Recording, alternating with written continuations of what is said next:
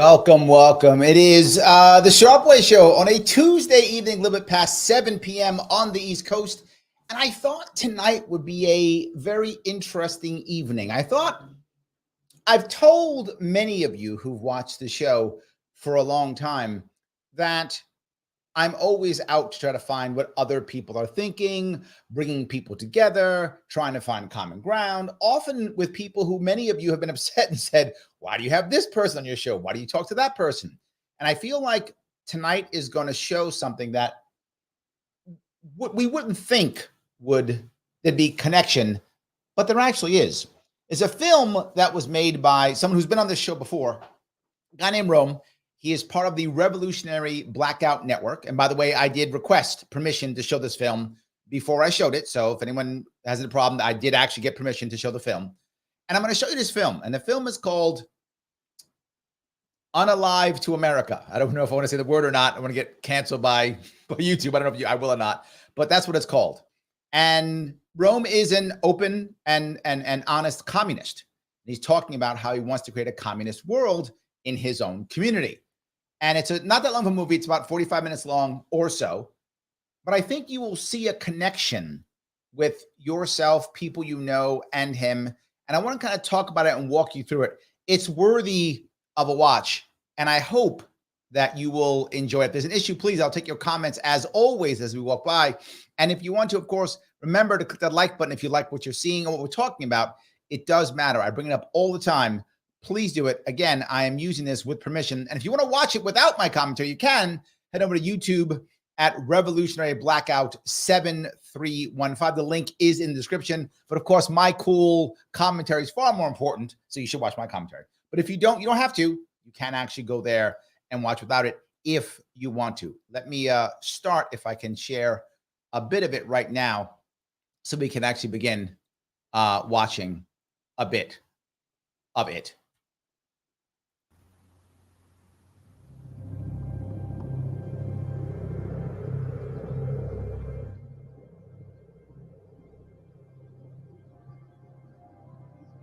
I hope you can hear it. Let me know if you can't.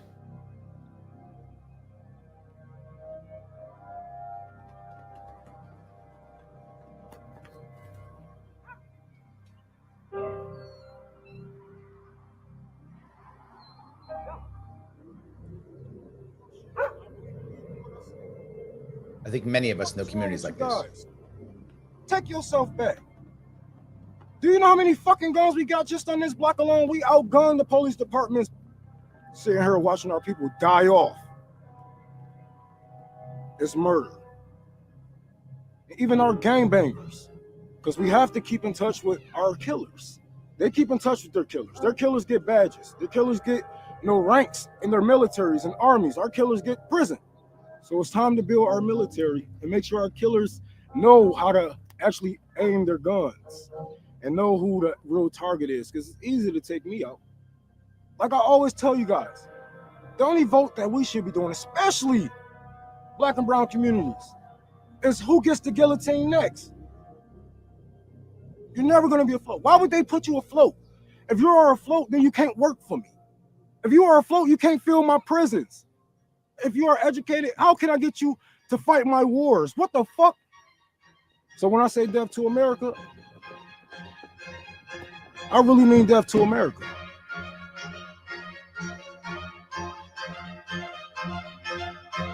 Now, I know, to be full with you, I'm a Marine.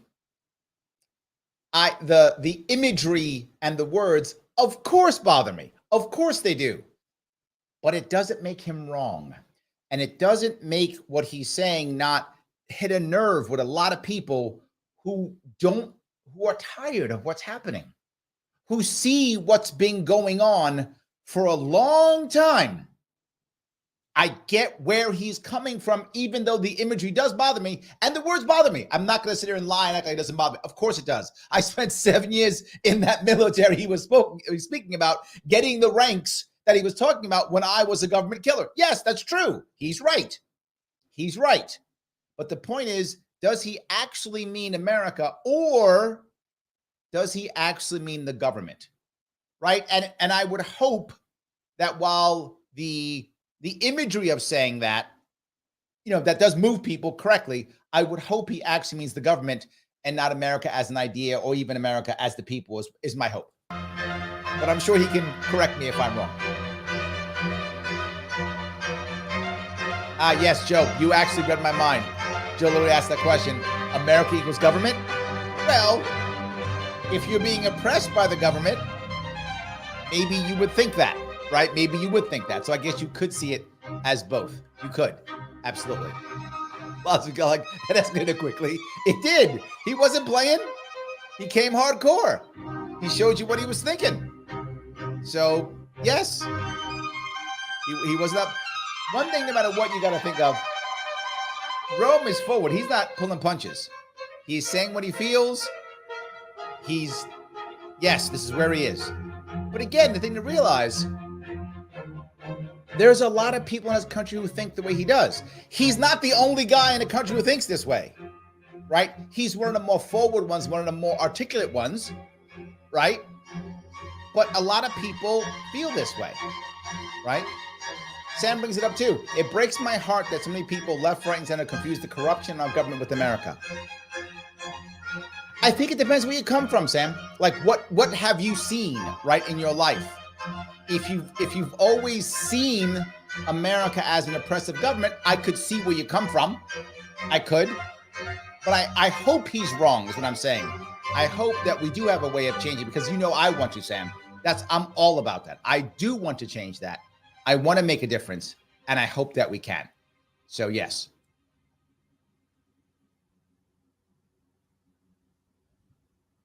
You guys want to know a secret? I do. Change is possible. And no, I'm not talking about for society or about communism or any of that. I'm talking about you. It's possible. And a lot of people, who's in my circles, they ask me, how did I actually, become who I am today? And how did I change? And do the people actually believe or forgive? And I remember this saying that my mama used to always tell me. You become who you are around.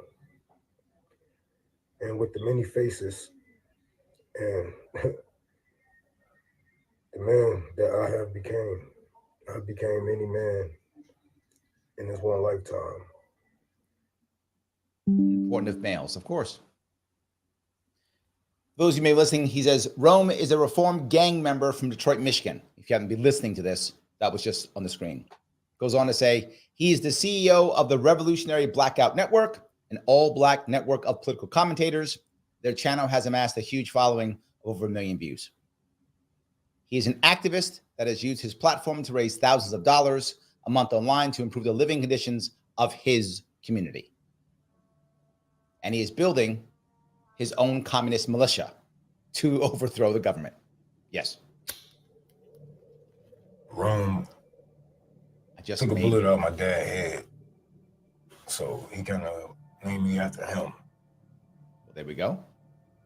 Growing up in these blocks, it was, a mother and a father in the home. And sometimes a mother can just make it off of one check. But it started to get harder on people. We started seeing people disappear or going to the military, the army, or prison system. Prison system, sure. And they just never come back the same. Or they don't come back. There is no wrong way of protesting. Everybody has a fight in a revolution, right?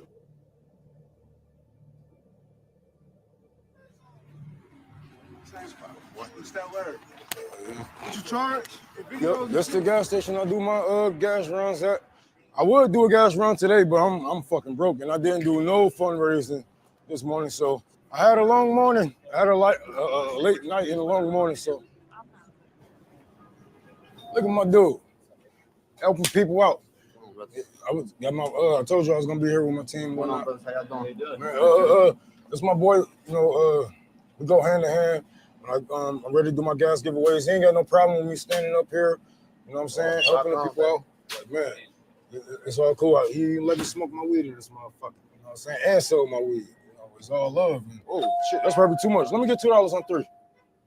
Now, the point I want to bring up here is I understand two parts of this. I'm a bit older than Rome, obviously. I'm a bit older than him. But I remember when I grew up in the South Bronx, there was still a time, and I grew up in the 70s, right? And so I still remember that most teachers would say, we're going to call mommy and daddy, right? When teachers were mad at you, or I'm going to tell your mom or your daddy, you'd hear that all the time. There were still, in most cases, there were still two parents in the family. That changed heavily in the 80s and 90s. But in the 70s, that was still a thing for most, even poor neighborhoods. I grew up in a poor neighborhood in the South Bronx. So obviously, it's not Detroit, so it's a different neighborhood, but I get that concept. But if you see here something else, Rome knows the people in his neighborhood. He knows who they are. He's connected to them. And in today's world, most people aren't. I got a little gas can trying to cut this damn yard. All right. Oh yeah, man. Black Atheist says, I was taught this from old generations. Our lives and futures have decayed. We have to fight for something better. You're not wrong. Commies cuts. We're gonna be going around cutting lawns, people, trees, bushes, whatnot. Everything for free. Everything for free. But this it's not for people who's trying to take advantage of it. And if you have a man at home, no. Now, hear what he just said. He's going around trying to fix his community, right? He's trying to fix his community on his own, going out there cutting people's lawn. But he said, if you have a man at home, no. Think about why he has to say that. And for those of you who've grown up in a community like this, you understand. But for those of you who haven't, who that's not a thing, think about that.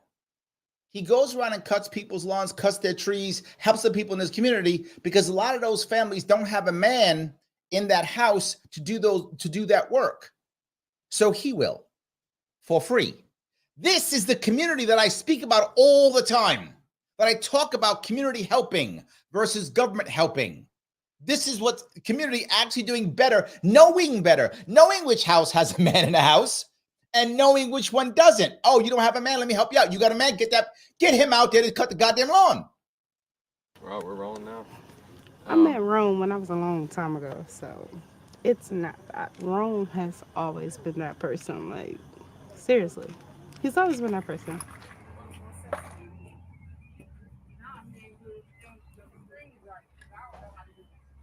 Who did the string?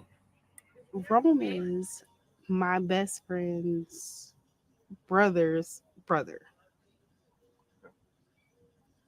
That's how you think about it. Yeah. He just became my little brother. Family and community. Stupid, lazy Americans. How I met him, honestly, was about the fuck. Hey, Rome, stop! I'm talking about you right now. When he was younger, he would say that, oh, yeah, I'm going to do this, I'm going to do that. I'm be like, whatever, Rome. No, but when he got older, he actually started doing this. And I've been with him since he was 15. So at the end of the day, I know for a fact what he stands on, when he say he going to do some shit, he going to do it. And I'm talking about... That's amazing. He started going and taking care of people and asking people what they needed and what they wanted or what they desired. It wasn't about, just doing some shit. It was about making steps and just getting up and moving and making us as a Black community better. Making us, and it wasn't even, in the end, it went further than me in a Black community. It went as just a community, as a past people race doing better. Past race. Historically, community leaders, especially people doing stuff like him, have also become targets either through the government or... Oh, no, the government has definitely got a problem with it because guess what? The government does not help us. Do you hear that? They don't help us because guess what? When I watched Rome moving and doing things, I saw when he asked for assistance. No, I'm being real. He did not get help. Like he has to raise money online, like when there's just so much money being... Do you want to know what the problem is? The problem is he's Black. He's Black. And they don't believe that the fact that what he's doing is what he's doing. I disagree with her on this one. Not the fact that he's black. He clearly is black. And not that it's a problem. It is. But he's not the right type of black person. That's the issue. If Rome had gone to Harvard and he had a master's degree and he had worked on Wall Street and now he's coming back to help out his community, they would throw money at him. But the problem is he'd be disconnected from the community, right? And I feel that myself. And I say this often, and it's a problem that I have, but I didn't realize that I had that problem until later on. I still feel connected to the South Bronx, but they don't feel connected to me because I've been gone for so long. I haven't lived in the Bronx in decades. I haven't. I've left that community. I've become part of the PMC. So I'm not connected to that community anymore in reality. Do I feel it? Of course. I grew up there. I still feel comfortable when I walk in the streets of the Bronx. I take my kids there. I still feel connected. But in reality, I'm not. Now, the funny part is, if I came back with who I am, what I've done, I could get money probably. Could probably give me some money. I went to college, right? If there's some person who's on MSNBC right now who went to Harvard and has a master's degree, and they come back, they get money. They won't give Rome money, not only because he's black, because if he's the right kind of black person, he'll get money. But he's a black person who's not part of the elite. He's actually part of the community, and they can't grift off of him. If they could grift off of him, 100% he'd get money. If they thought he was one of them and he could grift off of them, they would throw money at him. But they can't grift off of him. That's why he gets no money. So, yes, it's a black issue, but he could overcome that if he was elite black. He could come out, he could get past it. So I agree and disagree with her on this one. And they don't believe it. Let's be real. Part of the documentary is there is a lot of naysayers, and that's one we're like, well, why don't we? Well, ain't no naysayers, because guess what? Here it go. We in the hood. We in the hood. Turn y'all cameras around. We in the hood. We right here. We do this shit straight from the fucking hood. I ain't got no makeup on, no nothing. I'm telling y'all, we do this shit from the hood, from the heart. This is me. I've been doing this shit from the heart. There is no bullshit about it. It's about making everybody better. We're a whole collective as a unit, as a world, as a family, as a planet. Y'all stupid motherfuckers want to divide shit about color and this and that and other and stature and how much money you make. No, that's not what it is. And I'm done talking. No, keep talking. Don't you dare stop. Don't you stop. Really mad. Maybe could you walk me through like growing up and everything? Man, they done been through a lot of stuff. Like, when I say they've been through a lot of stuff, that's not my story to tell nobody what nobody been through. Now, the point, let me grab a couple comments here. The Black Atheist says, you're right. Yeah, I see it, right? I know it. If you're the right kind of black person, you can get money. But if you're not the right kind, yeah, you can't. Absolutely. All aside said, or if he was a Biden bro. When you push the establishment narrative, they will pluck you up from the gutter and show you off to their friends. I wish you were wrong. I do. I wish you were wrong. I wish there was a better way, but you are 100% correct, right? If I can use you to show you that, right? Oh, look, see, look, I've helped this cool black kid. Look at me, right? Then yes, right? And then you got to go off and be the trophy. Yeah, you're correct. And the question that you have, you got to ask yourself, is it worth it? And I think some people believe it's worth it. I don't think that every person who wound up selling out, I don't believe every one of them went there to sell out. I think many of them thought they could do good and they'll be special. And, you know, I'll be the one who won't sell out. I think a lot of people thought that. And then it just became so easy and so delicious and so nice to sell out. And they just sold out because, look, life is good when you sell out. That's why people sell out. I mean, let's be real. That's why people sell out. It's good to sell out. So they do. It's disappointing, but I get it. Sam goes on to say 100% government cuts checks when they can grift or buy votes. Yes and yes. Missy says, I grew up in rural America. People always helped. Mrs. Smith's leaking roof, elderly Mr. Blankenship's lawn, even digging graves. I miss that. It's no longer like that, though. It's all changed. I agree. 100%. I agree. Yes. I remember, I tell a story often. When I was in the Bronx, we didn't have two things we didn't have. We didn't have Uber, and the cabs wouldn't come to my neighborhood. So we had gypsy cabs. Gypsy cabs, we would know that it's a different cab because they would paint one of their doors different colors. So that could be a blue car with a red door or something like that. Okay, gypsy cab. And we'd go into there, give them the $5, whatever. I forgot what it cost. I have no idea what it cost then. Give them the money and they go wherever we want to take them. Why? Because cabs wouldn't come to my neighborhood and there was no Uber. So people will become gypsy cab drivers. And very often, for some reason, they were West Indian. I don't know why that was a thing, but when I was a kid, grew up in the 70s, they were always like Jamaican, from the Bahamas, some from the islands, one of the islands always. That was a common thing when I was a kid. And repairing cars. They repair your car. Your car was messed up, they repair it. Right back then, the car was made out of metal, and they'd knock the dents out, that kind of stuff, all the time. And when I was a kid coming home from school, my mom worked and my dad worked. So we'd come home, and one of the women I live in a big apartment building, right? 6 floors, a bunch of apartments. And at the end of the day, I'd come home from school, I'd go to someone's apartment, right? I forgot her name, but we would go, I think it was Miss Sally, if I remember when I was a kid, probably 7, 6, I don't remember. But we'd go to Miss Sally's house. We'd all go to Miss Sally's house, and she would keep all the kids there. And they paid her by giving her food. I'm not joking. My mom would cook stuff and bring it over, and that's how we paid her. Like, her house was always full of food because all the moms all the working moms and working dads would bring food to her. Yeah, but Missy, you're right. That doesn't exist anymore. Those days are long gone. So, yes, absolutely. All right, Roger says, in deep concentration mode, double streaming me and Sab. Thank you. Sabby is amazing. I appreciate her. But I have cooler stuff to say tonight, so you should be doing her. Thank you, by the way, for the super chat. I do appreciate that. Yes, absolutely. So John says, there's no reason this should be illegal. A man from a suburb of Chicago who opened his basement to homeless people on freezing nights has complied with local government order to stop city officials, said the arrangement was unlawful. The arrangement was unlawful and a zoning and public safety issue, as well as a property maintenance issue. Emergency cells are not permitted on residences, Laura Valdez, the assistant manager, said. Wow. Yeah, absolutely. Yes. So let's continue if we can. Bush ass. Bush and Clinton's was the ones to move us out of here. And Obama solidified it by making the tax cuts permanent. Doesn't matter what political party. Making it harder in the hood. Yep.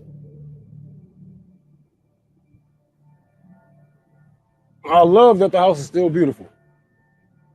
A stone of what used to be. Yes. Yes. This is when I learned as a young man that this government can't give a fuck about us. Doesn't. He's right. There's no way that this government gives one fuck about us if damn near my whole block is going to kill us. And this is what made us have to be socialists. We didn't even know it, but we were socialists this whole time, and it was us that was feeding each other and helping each other with rent. Now, as I come back, not even 15 years later, it's destroyed. These were the blocks that we used to supposed to grow old in. Mm-hmm. I'm glad some people still holding it down. Like, fuck that, I'm not leaving the Grove, because that's how I was. That's how my mama was for a minute, but we just couldn't take it, you know. Yeah. Everything being so high and no lights, no gas. My step cousin Dot used to live right here. This was a beautiful brick house. Beautiful brick house. We used to have a trampoline in this alley, this field right here. If you ever, and you see something similar, if you ever head to some of the, for those of you who know New York City at all, you go into some of the poorer neighborhoods, and some of the architecture on some of the most poorest housing now is amazing.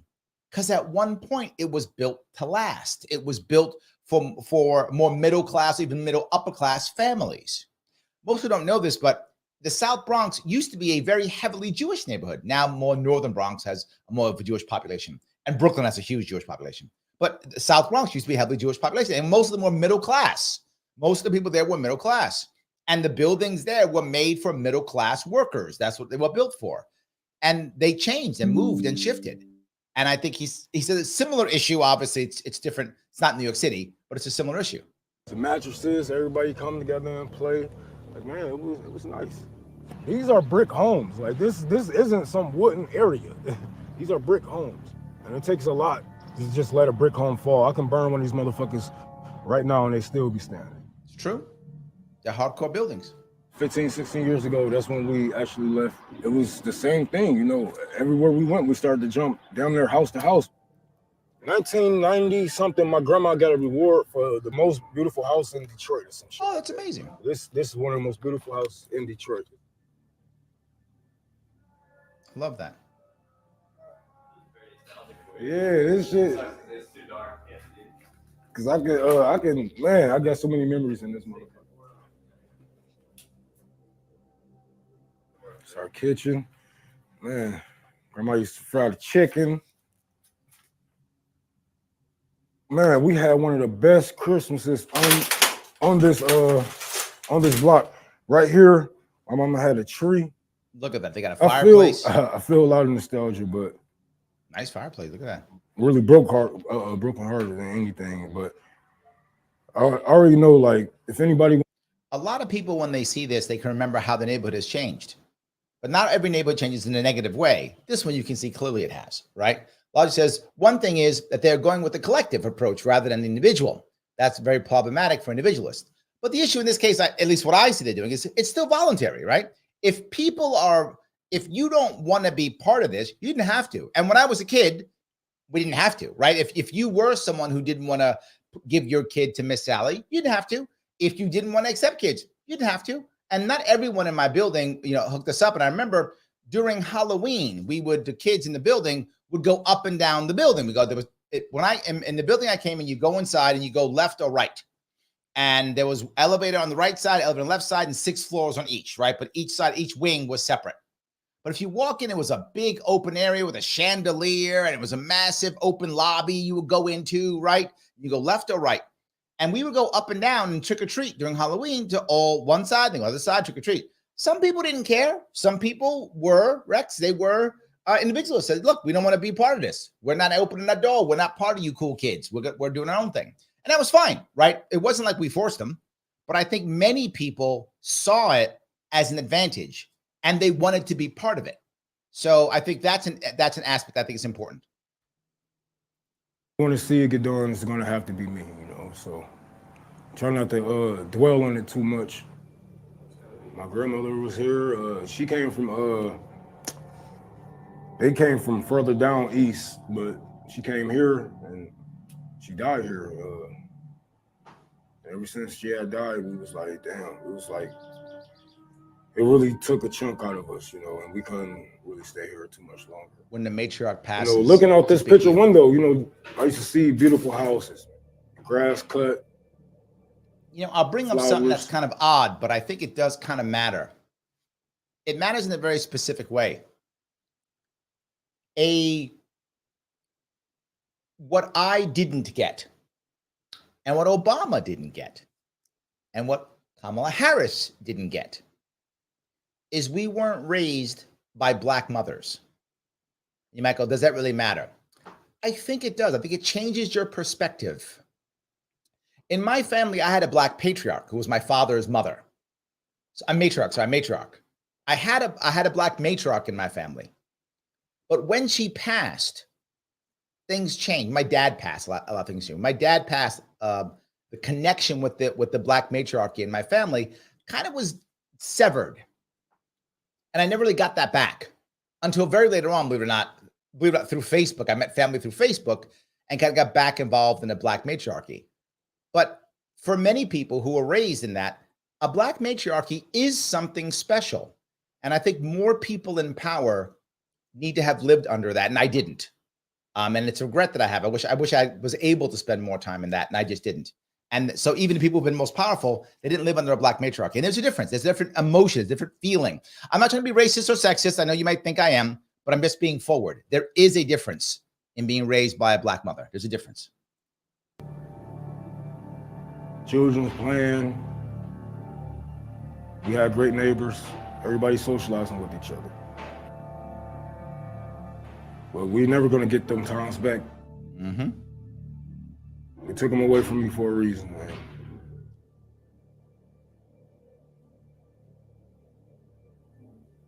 You know, I took y'all to James, took y'all to City Grove. Like this area that we are in right now was a blood control area. But we was a little bit younger. We was a little bit younger than the generations that was Bloods. We went a different route. It wasn't really just because people wanted to be different. It's because we was victimized by Bloods. You know what I'm saying? Ooh, okay. This is 11852 Minden.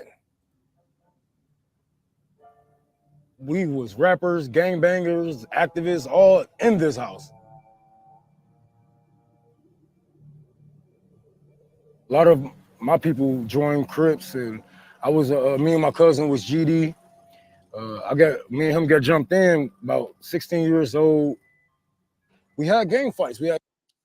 What some of you may not know what jumped in means. That's when they initiate you into the gang. Some of you are very aware of that. Some of you aren't. But he was a teenager when he was initiated into the gang. I don't want to get in trouble on YouTube, so I'm going to call it initiation. That's when they got initiated into the gang when he was a teenager. Think about that. I talk about it all the time, right? Teenager. Roger, thank you for the $5 super chat. Appreciate it. Obama was right to bail out the auto industry, but he should have given it to the workers. They get in the black after workers took. Oh, right. They went to the black after the workers took a pay cut, then shipped jobs to Mexico, co-op ownership. You know, Roger, I would make a shift.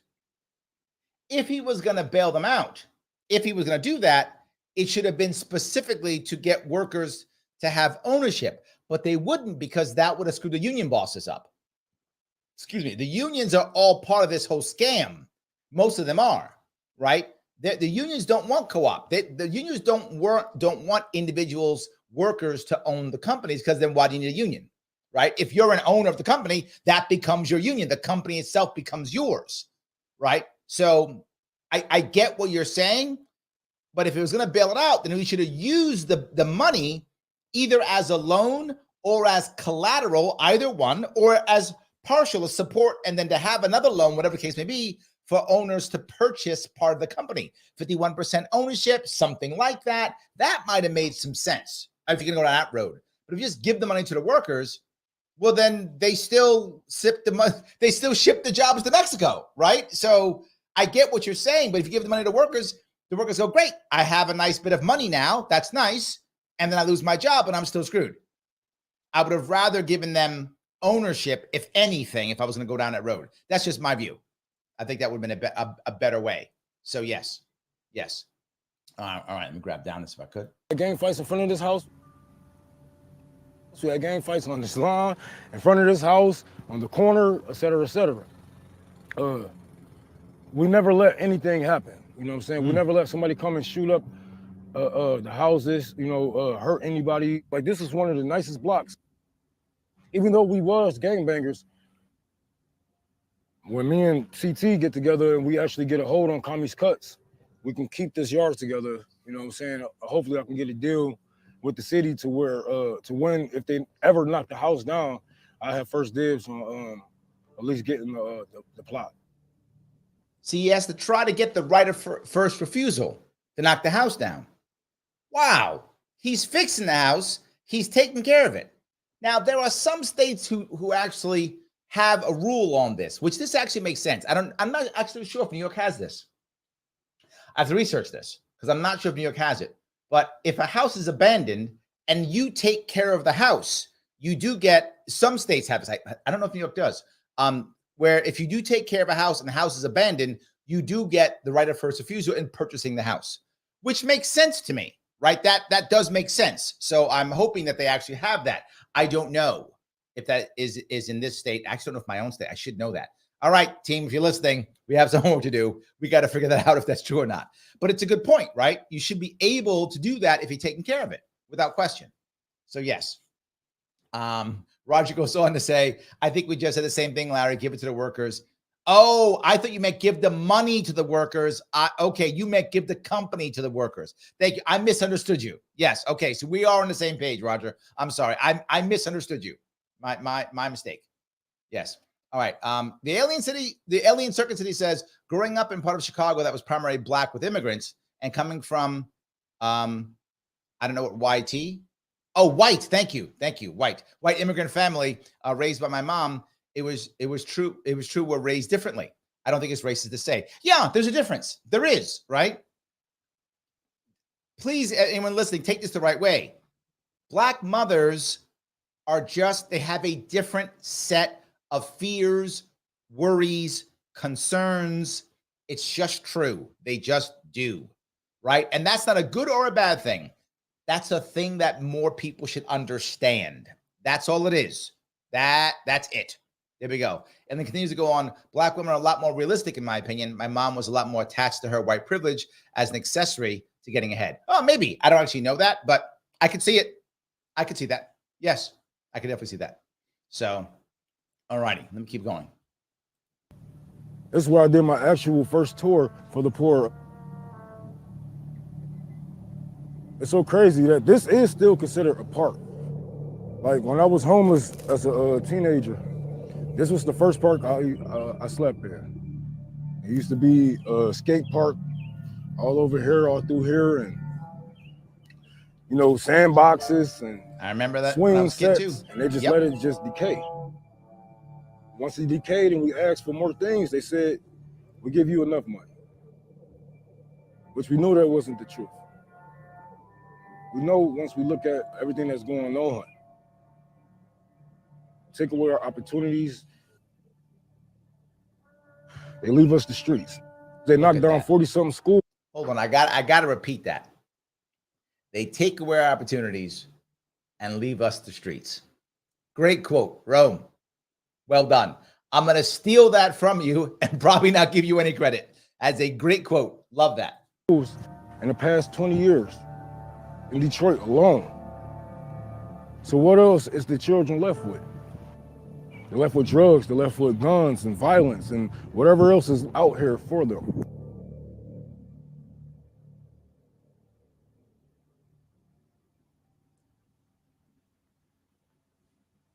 Guys, if you're enjoying Detroit. this, click that like button. Click that like button, guys. It was beautiful. When people think about Detroit, they think about crime. It's true.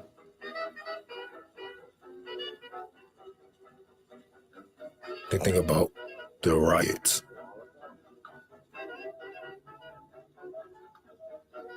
This is a shot along Linwood. The flames in the field. But what they don't think about Neither the mayor or the governor. is the neglect. Very true. But before I get into all of that, let me take you back just a bit. 1959, Motown Records was created. Motown. Detroit took over the world with music. These cars,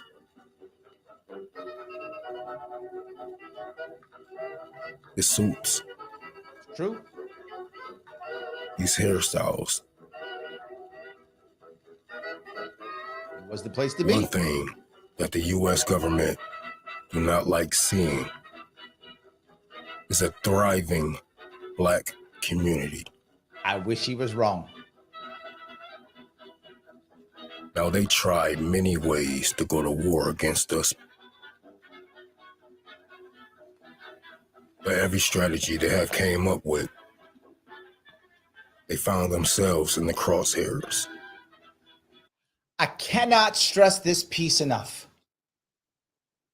There were so many things that you just go 10, 15 years later, it affects the entire country. And the most recent one, I think you look right now, is the war on drugs. The war on drugs was destroying Black communities in the 80s and 90s, right? My mother was a victim of that. My mother was a convicted felon and she was an addict. So she was affected by this 80s and 90s. It was affected back then. And then now it's the 2000s, 2020, 2010. And all of a sudden now it's affecting the entire country, right? When I was a kid, the guy who was drunk was called a wino, right? He was called a wino because everybody was drunk was called a wino. If you ever watched the old TV shows like Good Times and the Jeffersons, they actually used that phrase, the wino, right? And that was the person who was supposedly in trouble who was outside, but he was the oddball. There was like one of them, right? He was like the town the town wino type thing. It wasn't like everybody was doing it in the 70s. Or at least that was the image of it and how we felt. But when it came, as the time kept going and the war on drugs exploded in the 80s and 90s, oh my God, it was a massive problem. But not for the rest of the country. It really was only in the Black communities, and to a different extent in Native American communities too. That kind of too also. But Native Americans are always pushed to the side all the time. But it was mostly in the Black community. Now it's all over. The problems that we're seeing all over, they always start in the Black community. Gun control. Gun control was to keep guns out of the hands of former slaves. And then Black people in the 60s and 70s with the Black Panthers. This is what new gun control was made for. Ronald Reagan was trying to get rid of the guns out of the Black Panthers, right? FBI trying to make sure the Black Panthers and the militias in Harlem couldn't have any guns. Well, now white people dealing with it now, aren't they? The whole world's dealing with it now. The whole country's dealing with it now. He's right. You start trying to control one minority, and then it affects everybody. All of our drugs, everything that we do, come from them to you. Did they supply our streets with crack cocaine? When I look back at the 80s, and I look at the projects my people grew up in, that word, project, and we are an experiment.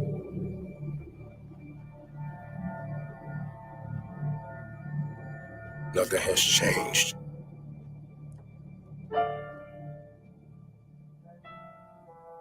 But the times. So Joe brings up a very important point. He says, we should all be defending each other's rights, even when we disagree or are not impacted. Yes, Joe. Yes, yes, and yes. You know that old saying from the Nazis? Was he Norwegian? Was he Scandinavian? I forgot. The guy who says they first came for the communists and I said nothing. They then came for the Jews and I said nothing, right? And when they came for me, there was no one to say anything, right? Yes, yes. When they start attacking the rights of any minority, we should be like, whoa, whoa, whoa, whoa, whoa. We're all part of some kind of minority, right? We're all part of something. And eventually they decide that we're the minority, right? And then they come after us. 100%, Joe, you are correct. And this is exactly the point I think he's making. I mean, I could be wrong, but I think he's making that. Sam says, so many issues with American cars. So many I know switched to Subaru, Honda, Toyota. Unions broke GM and Ford. Detroit fell due to greed of both unions and the corporate.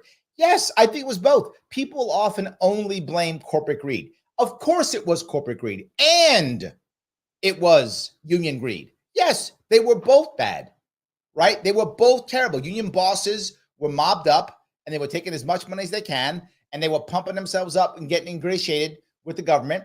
And the corporations were doing exactly the same thing, getting bailed out, all that stuff. They all got greedy. And who suffered? The worker did. 100%. I agree completely. You got stories that probably don't even make it across America. Like, you got stories of people just going to random people's houses, killing their kids, raping their woman, just crazy stuff. Like, each part of Detroit is different. Like, you got the east side, you got the west side, you got southwest Detroit, then you got like number streets. Like, even with the side of east side, it's different areas. Like, think about the east side of Detroit. You got the red zone, the dead zone. Dead zone, terrible. Detroit, we taking scammer to a different level when the term scammer don't mean technological, your car, your bank, or nothing like that. We mean like scam you out your feelings, scam you off the street, scam you out your life. Like, you get desensitized to it too. Like, you know why they cut the fields in Detroit? Because they scared that people are gonna kill people and just throw them in the tall grass. I want you to hear what that man just said. He said, we take scamming to another level. We scam you out your feelings and desensitize you. That they cut the grass in those fields, not because they care about how it looks, because they don't want people hiding bodies in the tall grass. Now, I don't know how true this is. I have no idea. But the fact that he believes that, if true or not, is irrelevant, is terrible. If it's true, it's worse. If it's just his feeling, it's still terrible because he's been desensitized, right? So he's been that already. And if it's true, it's even worse. That's the reason. And the sad part is, even if it isn't true, it's believable. Like you're listening now going, yeah, it could be that. Yeah. There's nobody here going, that's not true. Everyone is going, yeah, that's probably true. Every one of you is thinking that. I know because I am. I know because I am. Guys, I want to say it again. If you like what you're seeing, please click the like button. People aren't clicking like. It does matter. I'm going to get shut down because I'm going to get shut down and shadow banned because of this content. You know I am. I need you now more than ever to be clicking that like button, to be sharing this on Twitter, to be sharing this on Facebook. I need it more than ever. You know this content is going to get shadow banned. I know it. You know it. Help me out here. If you like what I'm doing, if you think this is valuable, you got to show your love. And that love is liking, sharing, commenting. If you're on Twitter, retweeting it. If you're on YouTube, sharing it into some other place, please do it. It does matter. Every little bit. If you haven't clicked it yet, click it now. I know I'm being a pain. I know I am. It matters. You notice it's getting shadow banned. And by the way, just make sure, because I'm worried about it, I did get permission from Revolutionary Blackout Network before I showed this. So this is used with permission in case anyone is concerned. I would not have shown it if I hadn't got permission first. Just so you're aware of that, of course not. A Detroit person, like literally, this is any Detroit person characteristic I know. You could say something I feel was slick. When I say slick, I'm gonna define slick as said something I felt was disrespectful. I'm gonna just be like, you know what? It's cool, bro. You got it, man. Don't worry about it, man. All right, going on about your business. You wouldn't even suspect me to come back 10, 15. Don't let you be in the same spot. I'll come up 10, 15 minutes later in a different car. If I'm not gonna hop out the car and walk up on you, I'm gonna ride by and it's over. It's like I've been bullied, I've been robbed, I've been beaten, I've been hit in the head with a gun. I done had people come up on me and I done cried about it. Let me explain this piece to you that I think some of you who've been through this will understand it, but if not, maybe you don't. One of the hardest parts about this is the idea of being so disrespected that you just lash out. And you might go, Larry, it's not right. It's not fair. You shouldn't use violence. I would agree with you. You should not. You should not use violence. But how do you gain any respect? How do you stay a human being? How do you live with yourself when there is no other way to do that? Right? When there's no other way. And that goes in every aspect, right? If someone is bullying you, if someone is bothering you, if you're constantly feeling scared or attacked or pushed, of course you want to strike out. Again, I'm not validating. I'm not saying it's correct. I'm saying it's human. It is natural. It's what so many of us want to do and do. It's why they say violence begets violence. Yes. How was up? We probably like what, 26, 20, yep, 25? 26, 27. Man, they ran up on me. I'm literally enjoying a slice of pizza. And a slice of pizza.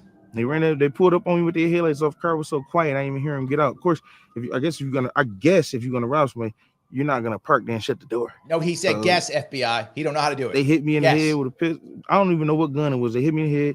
I fell on some glass. I turned around.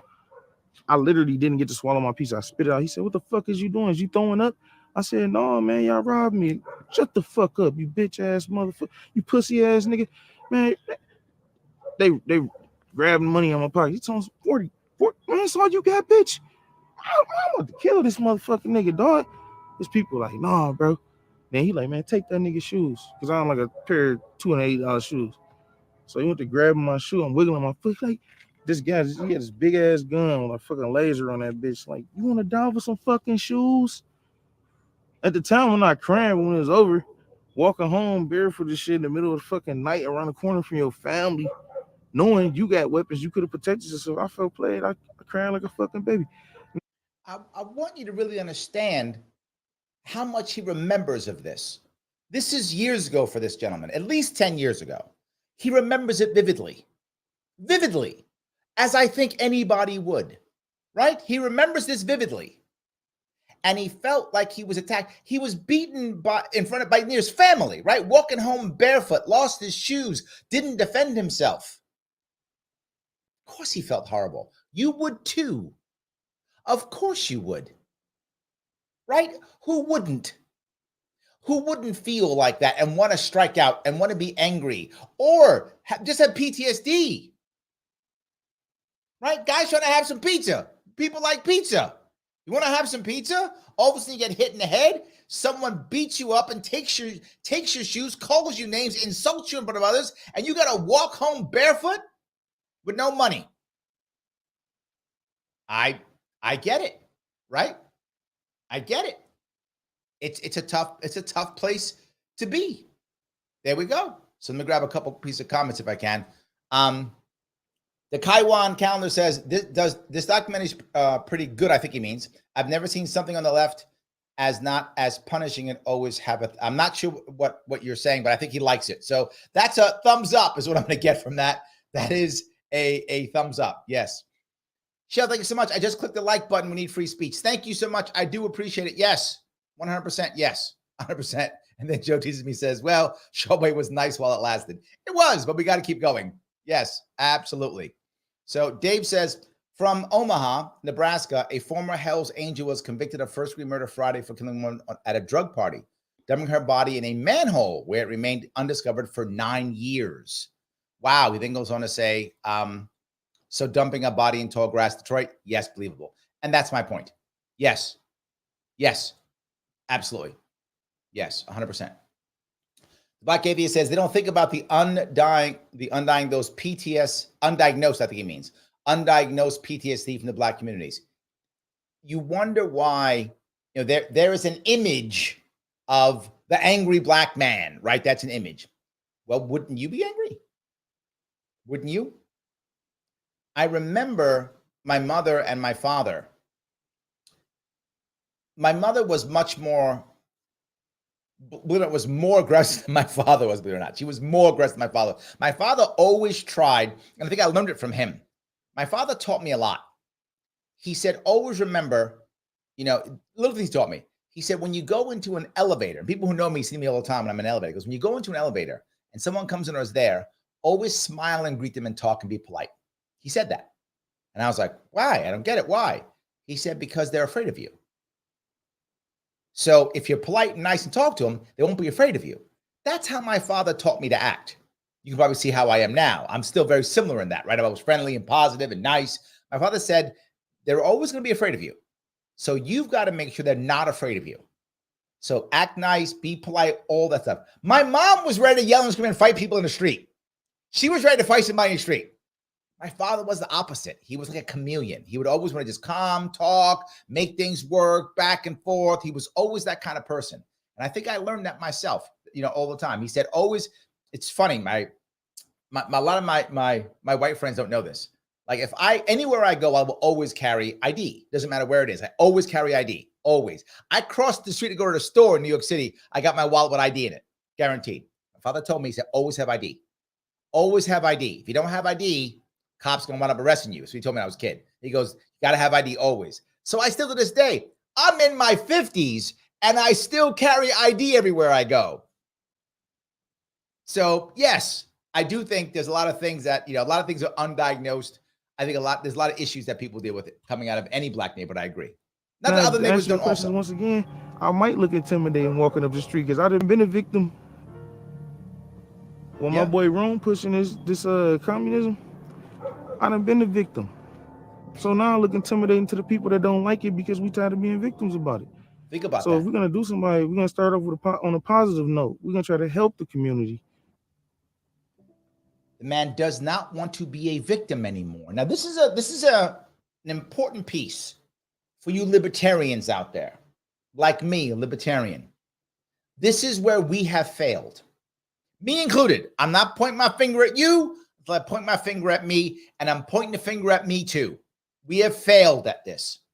There are a lot of people in this country, these communities also, but others lots of communities who are tired of being victims, who are tired of this system failing them, who are tired of all of the garbage that happens to them every day and every week in their communities. Lots of them. We have not reached out and shown them another way.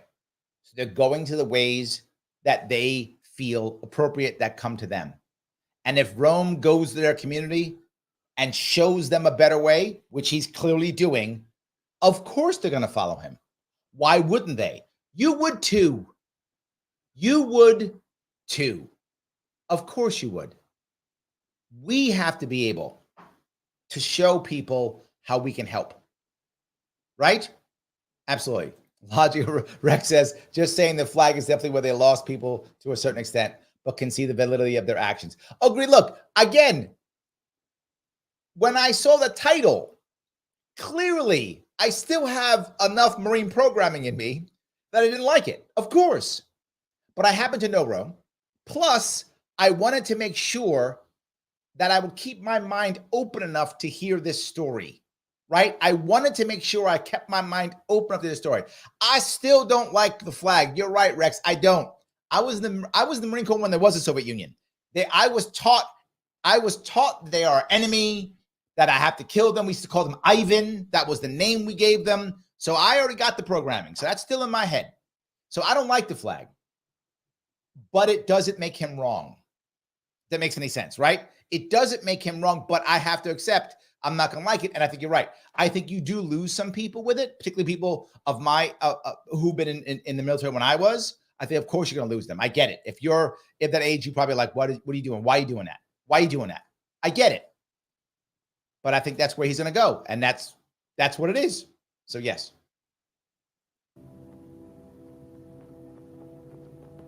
First time I went back to my neighborhood and I seen what it has become. You know, it was heartbreak.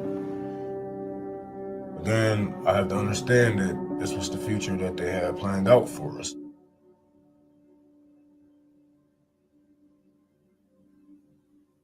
This is when I started to really focus my anger.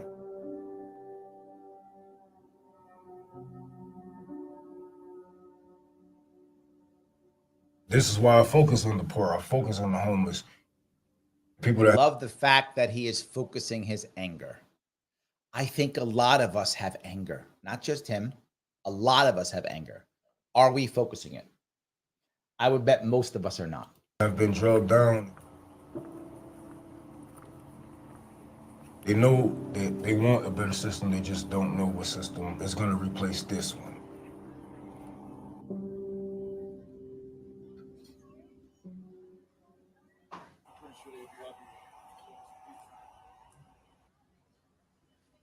I'm using Tour for the Poor to travel around America, sniff out strongholds in America where I can set up shops.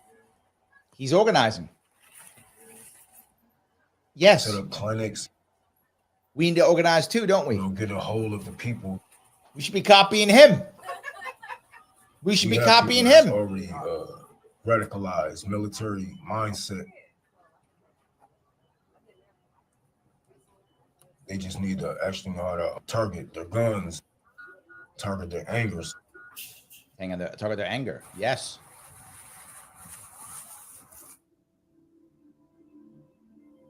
Tour for the Poor is a propaganda train. He's open. It's a propaganda train. I'm not going to lift you out of poverty. I'm not going to buy you a house. I can't afford to do anything like that.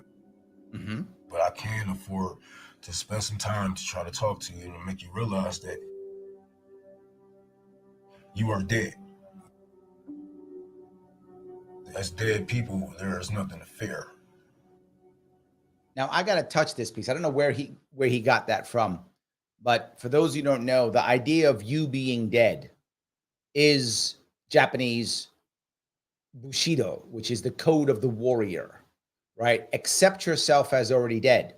And if you're already dead, what do you have to lose, right? If you accept yourself as already dead, all you have to worry about is your legacy. That's it. What are you leaving behind because you're already gone? That concept I don't know if he got it from that, but that concept is the code of the warrior, also known as Bushido. So that's where that comes from. So, but his point is, He's using what he's doing as outreach. Now, those who've been paying attention in the libertarian world, Maj Touré has been talking about this literally for years.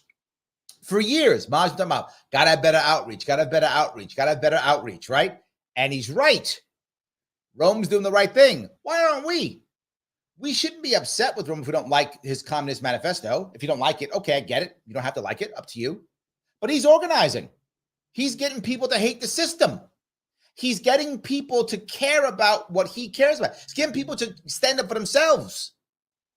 Shouldn't we be doing that? Right? Shouldn't we?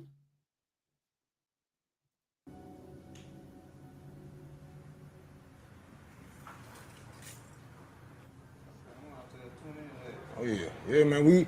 It's a lot of good shows in there, man. We touch bases from down there, from Africa to Russia, the shit that's going on in the neighborhood.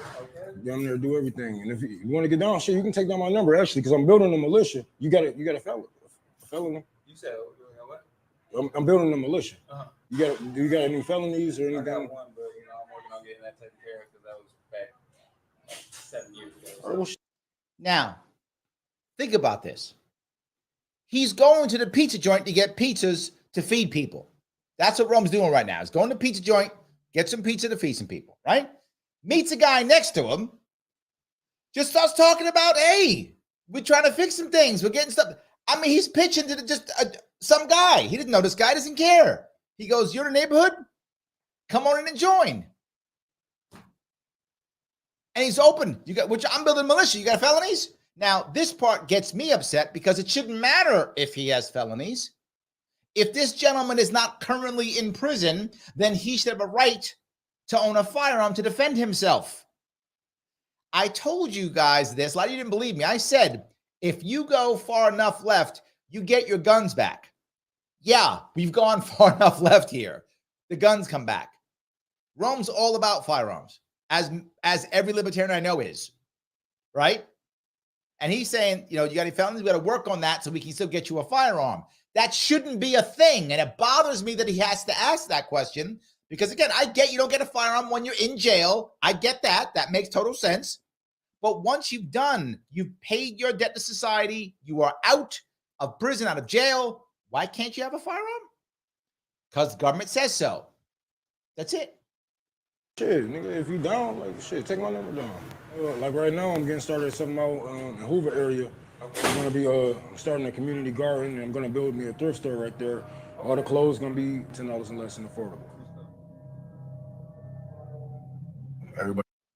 Very good, Sam. Sam says, why do outreach when you can just scream statist and yell at people online for not being libertarian enough? Yes. I wish you were wrong, Sam, but you are on the money. Yes. I would like us to do outreach and talk to people. I would like that. Yes, 100%. So Patty says, my family is finally getting out of public housing. Oh, Patty, thank you so much. And moving into a house here, possibly one day being able to own. Feels like an impossible dream. If we could co-op own a house, that would be perfect. Yes, yes, and yes. Absolutely yes. More ownership, the better. The more ownership, the better. Look, ownership isn't a magic pill. It doesn't make the world better and best and perfect all of a sudden. No, but it is a way forward. It is an advantage. It makes better. It makes things better. And Sam goes on to say, congratulations, Patty. I agree completely. Yes, absolutely. Like Evia says, I helped him get his guns. Oh, was that you? Did you help him? Nice. I appreciate that.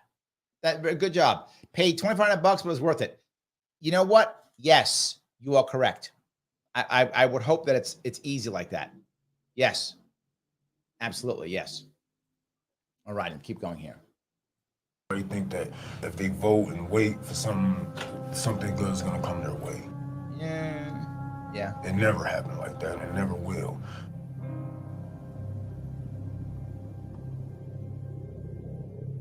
Just vote harder. We just have to get on the ground where the people are already beat down and shot up and down on their luck.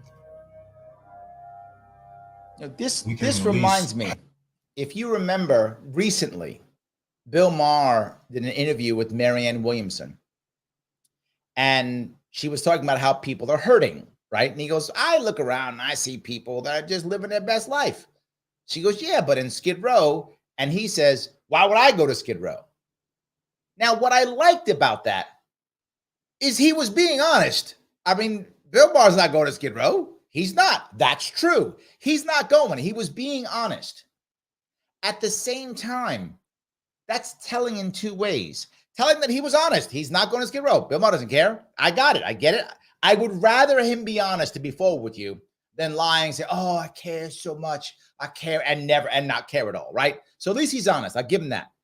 But it goes to the second piece. Most people won't go to these places. They won't. And I feel bad. And I get why. I do. I understand why. It's wrong, but I'm sorry. It's morally wrong, but it actually makes sense. Most of the people in these areas, like here at some wellness center, they're not going to vote. And they don't have money to give you money for donations here, logically. You should go there because you care. So you should go. Morally, you should go. But the system says, what are you, dummy? Why would you go there? Maybe you go there for a quick photo op and you never come back again, right? Maybe you do that. See, I care about the poor. I'm going to show up. I'm going to scoop some gravy and then get a picture and then walk away. That makes sense logically, because many of the people here don't vote or can't vote because they're felons. And many places you can't vote if you're a felon. Again, completely against Constitution, but still true. Or they don't have any money to donate to you. I get it, right? I wish I did more of this. Now, I do this kind of thing. Those of you who know me, I do go to any place. I will go to any place and I'll stay for hours and talk to anybody all the time. Maybe that's why I'm not governor. Maybe that's why I'm not governor. But I will talk to anybody, any place. I go to every single county of New York State every single year. I visit wealthy places, poor places. Doesn't matter to me. It doesn't matter what. And I'll visit any place and talk to anybody. I'll sit and talk to some people who are very poor, people very wealthy. I don't care. Doesn't matter to me. But I get why people don't do it. But he's right. If you're able to help people like this, they're going to want to help you. And I think it's the right thing. They need the most help, right? I tell this often. When I was running for office, I had people who gave me, $3 a month, and people who gave me thousands of dollars. I had both. I had large scale donors and small donors, both.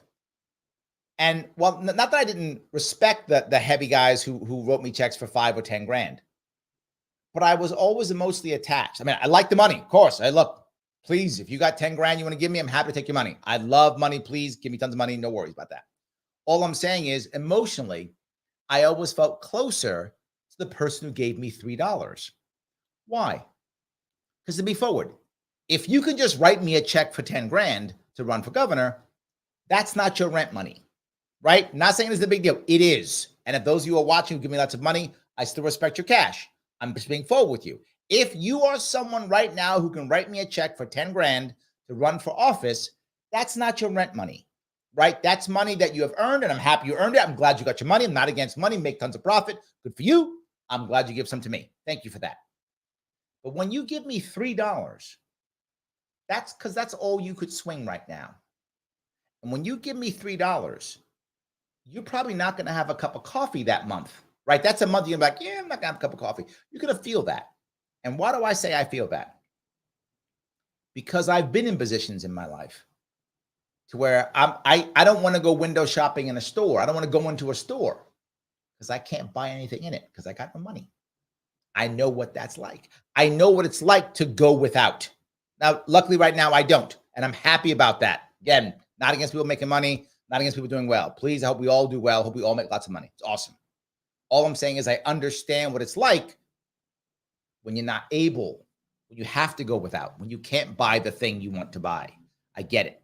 And sadly, most people, if they were there, walk away and never go back, or don't care, or never been there and came in. Hand them stuff right now.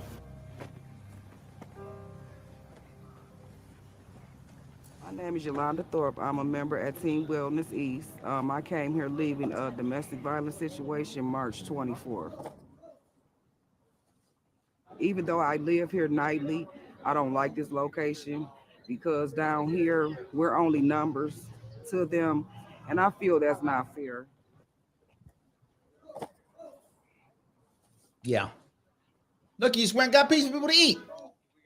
This is Great. Tour for the Poor, and I got another nonprofit with him doing called Comics Cuts. Like this that asks a lot of questions. No, No. people just want help. Me too. That's why I had to ask. People just want help. They don't care who it's coming from or where it's coming from. They just want help. Did you hear that?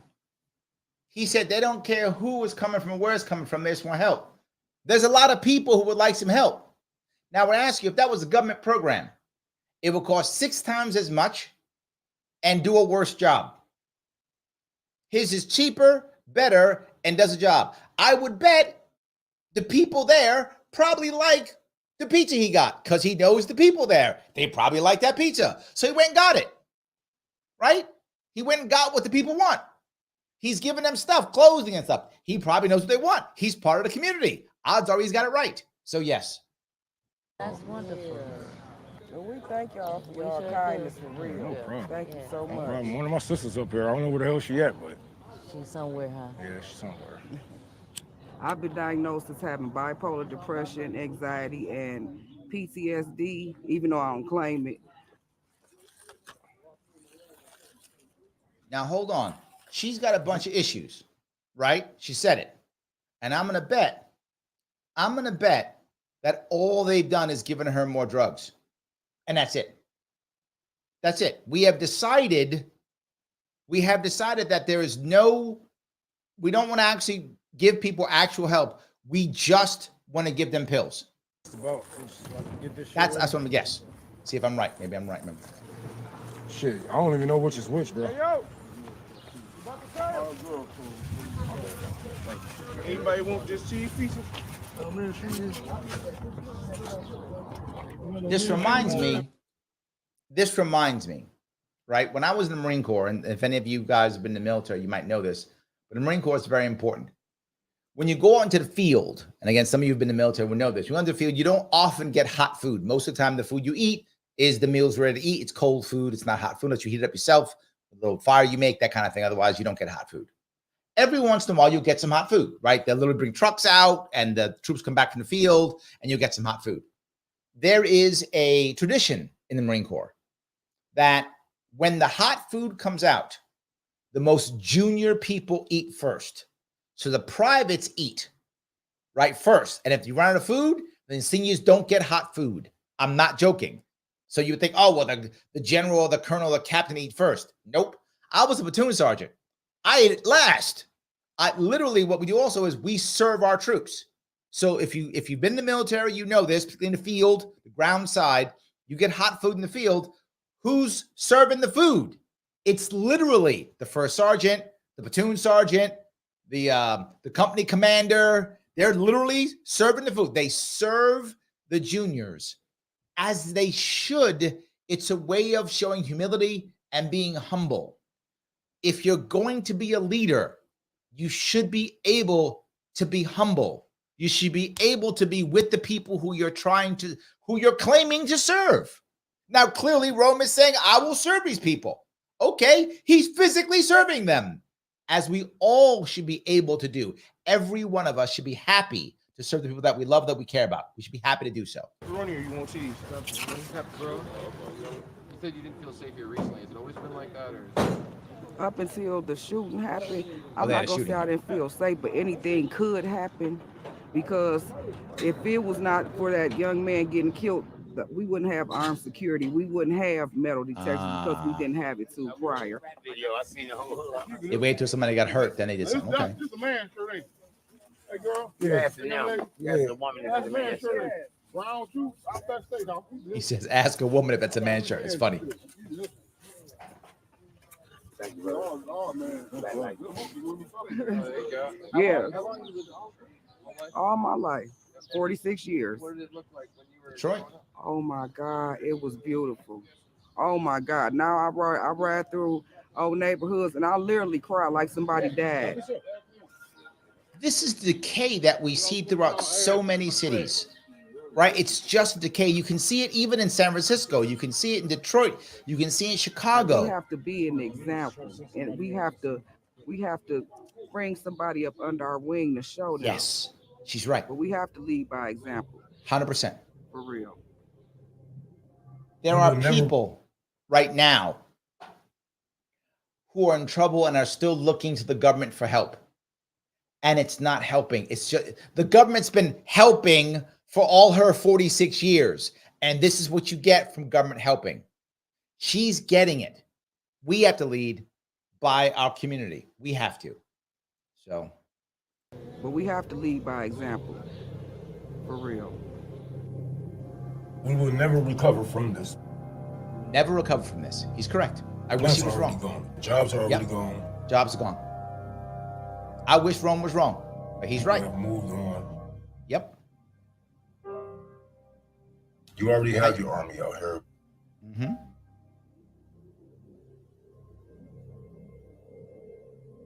Using Tour for the Poor to, get a hold of the people,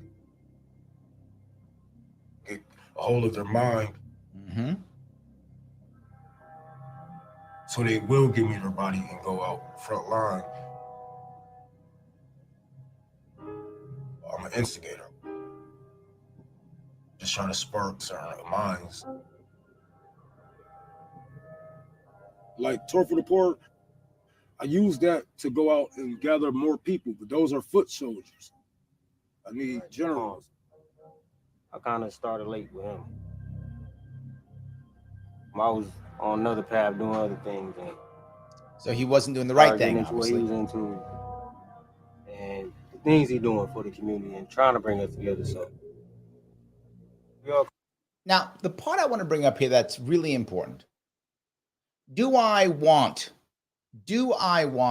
a violence? Do I want a violent revolution? Of course I don't want that. I don't want that. People know me, know I don't want that. It's not what I want.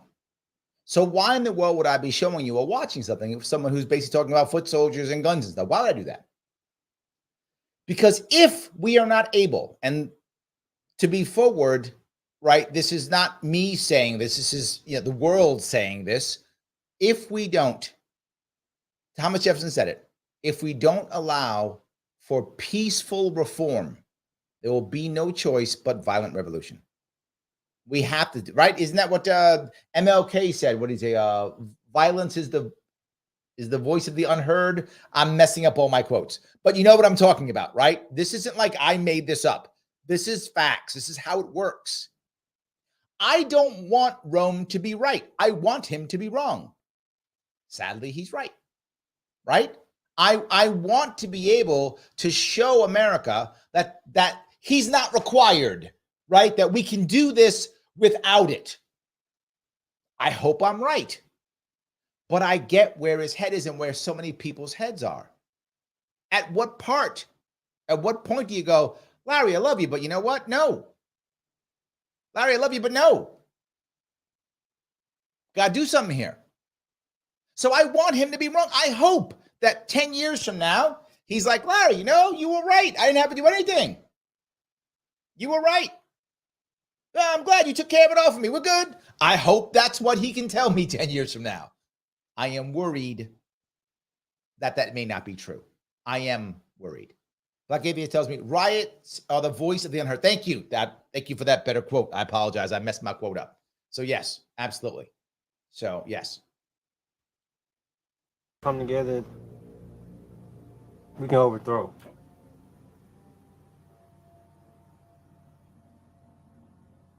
Well, militia is something, it's just a group of people that basically can get funding from the government. That way it won't go down for a RICO. We'll really be really a corporation, I should say. See that? And we'll be able to carry our guns, recruit people. And in 5 years, I see us having one of the biggest blackest communist parties in America. A couple months. Now he's talking about being an official militia, so it's actually like a company, right? So using the system to create a militia. I don't see anything wrong with this, right? And I know people will get Larry, but this is violence. Yes, and we still have to be able to defend ourselves in our communities. And if a militia is the answer, I'm not against it. When I ran in 2018, you guys remember this? My lieutenant governor, militia member. Yes, part of Lightfoot.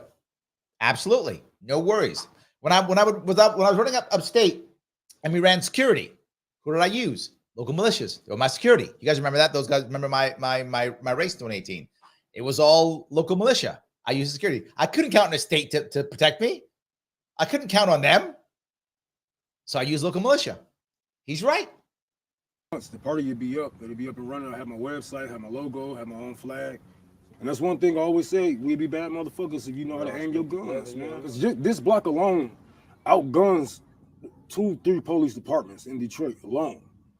And once I point out that, people are like, oh yeah, everybody got guns. Yes, everybody got guns. And not just handguns. Not just controlling our block, where we lived at. We all lived on the same street, so we had to protect each other and hold each other down. So now that we're more grown and spread it out, we can, bring our... Let me bring this piece together if I could. I was at a place in a tough, I'll call it a tough neighborhood on Long Island last year. And I was in a park. And it was a tough park, a tough part of town, tough neighborhood. Talking to several gentlemen, and almost every gentleman that I was speaking to has spent at least 5 years in prison. Some had spent much longer. And they said, this is our park. And I said, okay. We talked, chatted for a bit. And he said, one of them told me, he goes, the cops don't bother us here. And the reason is we don't let anything happen. We don't let the violence happen in this park. This is where the kids come. We don't mess around. We make sure this park is fine. And I said to myself, okay, I get it.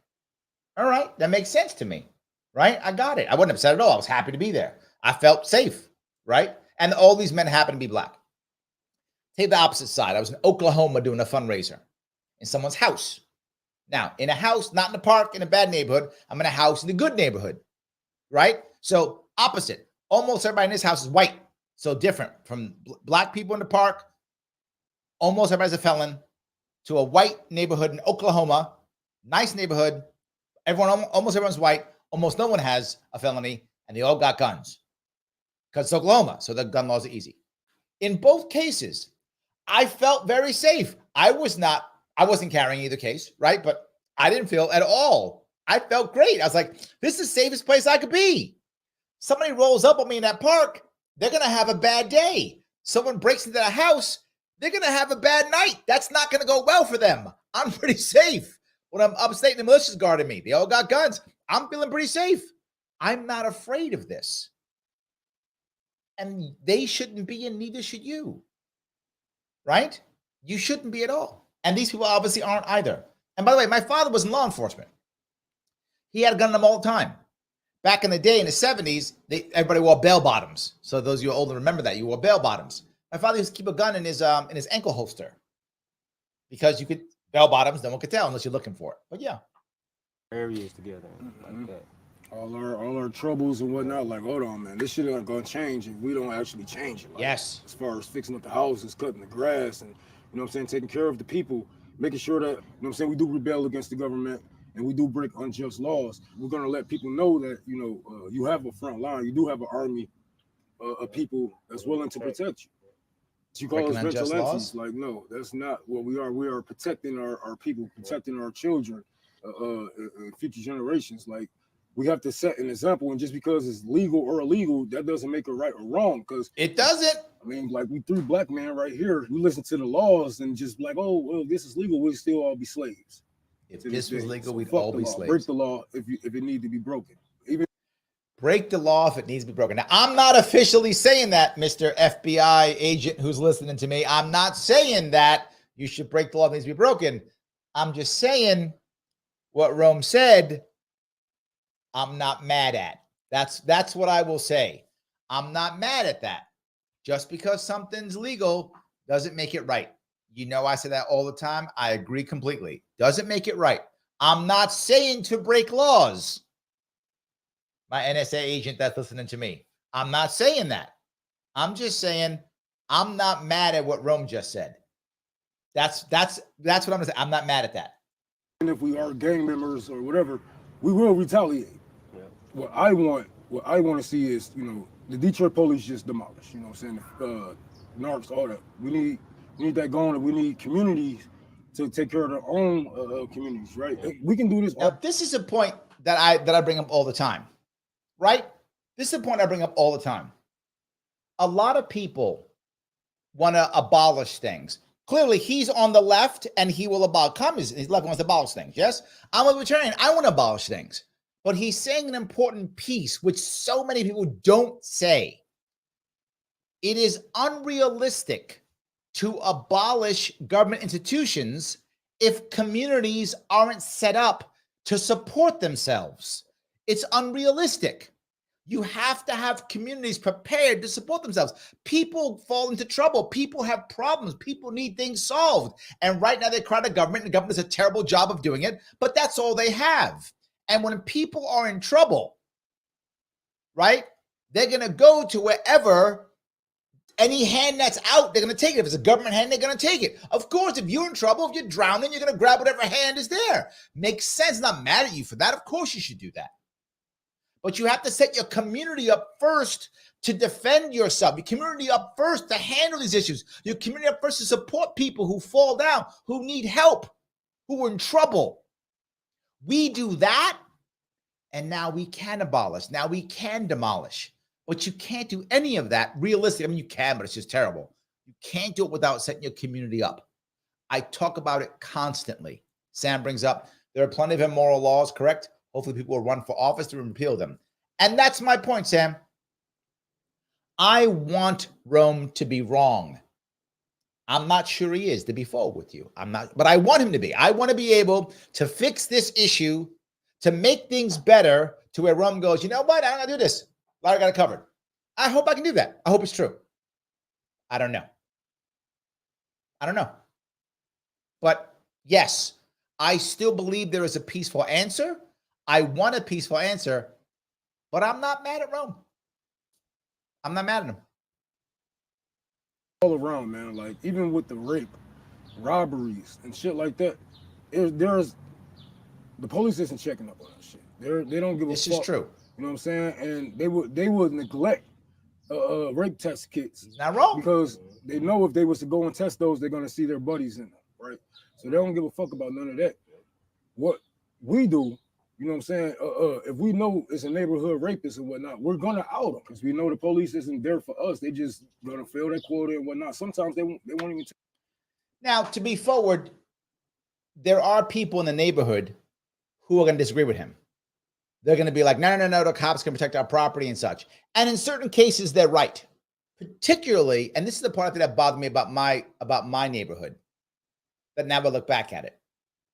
When I was coming up, most of the people who owned the stores in the neighborhood lived at least near or in the neighborhood, right? They almost all lived in the Bronx for sure. Many of them lived literally in the South Bronx, some of them in buildings nearby. Like I played with the kid of the guy who owned our store, the store that was our corner store. Like I played with her, right? We were like both 5 or 6 together, something like that. We were kids playing like on the street. We used to play together because he lived there. He lived in a building. So, and he owned the store. That was a thing that we had then. Now I look there now, and most of those are franchises, and the people who own them don't live there anymore. Right? That's a problem.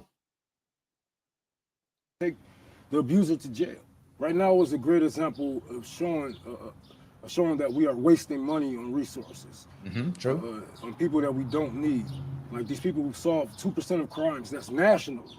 That sounds terrible. 90% of murders in Detroit go unsolved. Is that true? 90% of robberies go unsolved.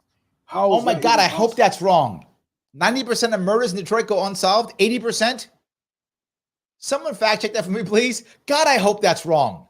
I'm not saying he's wrong. I hope he's wrong. That sounds horrible. God, I hope that's not true. 90. God, no, that Rome, you got to be wrong on that. I do not want that to be true. 90% of murders not solved. 80%. God, I hope that no. Oh, I don't want to hear that. You got to be wrong on that going one. Unsolved. How is rape going unsolved?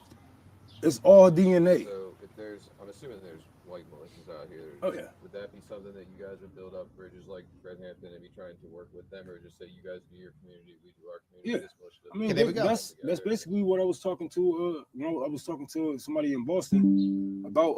He was like, "Yeah, we got guns. We got a farm. You know, conservative white dude." guns. Yep. So I was telling them, like, yeah, you know, we need different things for our community, but yes, we got to fight the same people to get those things. I cannot agree more. I cannot agree more.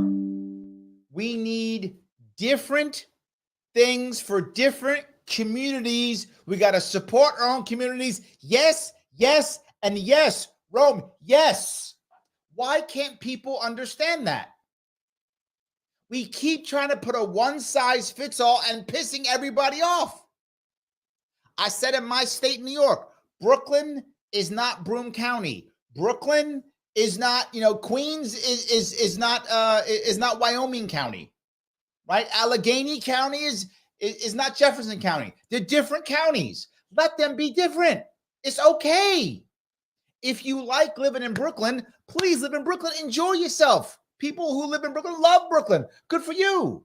But some people out in Wyoming County, they may not like Brooklyn. They don't want Brooklyn rules and laws and regulations and such, and they shouldn't have it. Let people be people. He's right. Right? He's like, well, yeah, some white conservatives with guns. They got farms and stuff. So he doesn't care. He wants to have farms too. He doesn't care. If you saw the people he was talking to, some of them were white. You saw his friend's sister talking about how, oh yeah, it's past, right? It's past just black. It's black, but it's also others too. It's a community. Yeah. Rome clearly cares about his black community, as he should. Does that make him racist? I actually don't care, but no. But even if he was, I don't care. So you can be racist. You can be it. That's okay, as long as you're not harming anyone. And that makes some people upset. But I would say that. But if we are going to have freedom, you don't harm others.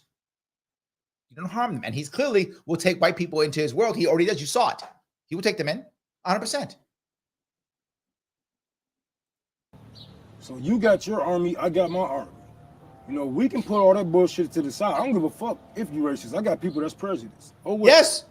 You know, but we also have people that's fighting against us. And I'm pretty sure if we was to get our enemy from our negotiation table, we can talk peace. See that? You know what I'm saying? We would find out that we have way more in common.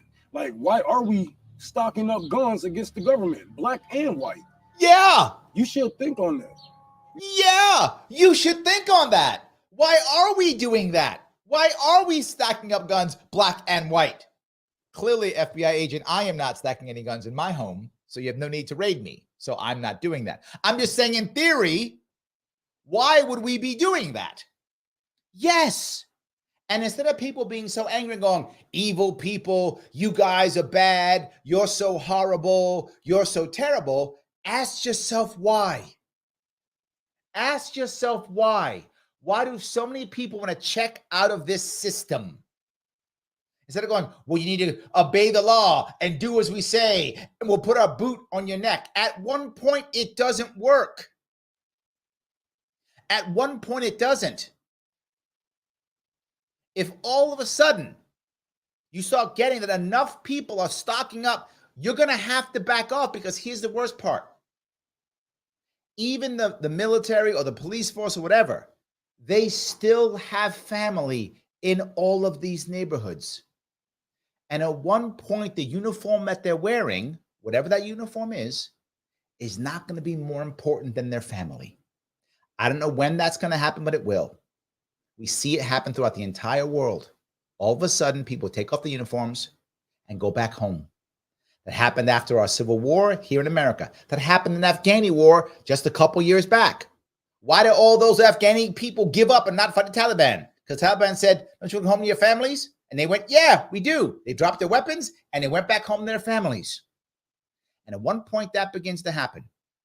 And when that happens, it doesn't matter if you're black or you're white. It matters if you care about your family and your community. We're on our way there. We should be thinking about this. It does matter. He's right. You know, and we can, if we can come together and create front lines of protection from the white militias to the black militias to he doesn't get a color. Russia to Africa, we damn near unstoppable. People want to overthrow America already.